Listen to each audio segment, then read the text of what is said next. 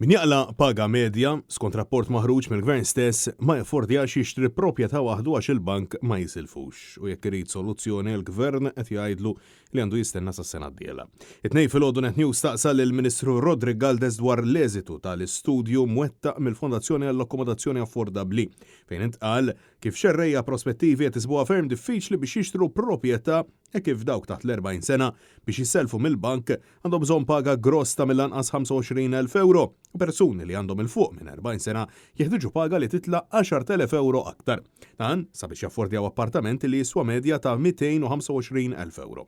Mistoqsi kif il-gvern se jkun qed jindirizza din l-isfida li pratikament qed tkisser lil middle class. La darba l-paga medja jagħta ftit aktar minn 22,000 euro gross fis-sena, Rodri Galdes għalinna biex nistennew. Stenna ftit tal-ġimgħa oħra u tkun taf se nagħmlu wkoll. Mistoqsija jinkwetaw xi ċifri żvelati minn dan l-istudju illi juri fost oħrajn illi l-maġġoranza ta' persuni single illi jagħmlu parti mill-middle class ma jaffordjawx jixtru proprjetà waħedhom u l-fatt li fl-aħħar 6 snin il-prezzijiet tal-appartamenti żdiedu fil-prezz medja ta' 80,000 euro, bil-penthouses medja ta' 70,000 euro mezzonezz b'aktar minn 100,000 euro.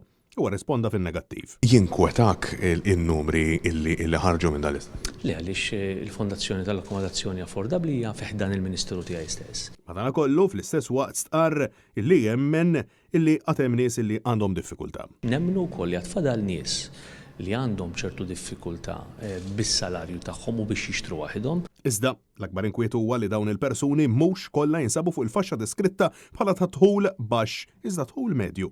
U minkejja is-sagrifiċċji kollha li għamlu xorta waħda mhux qed jaffordjaw illi jixtru mqar appartament bażiku illi l-prezz tiegħu jibda minn madwar 225,000 euro.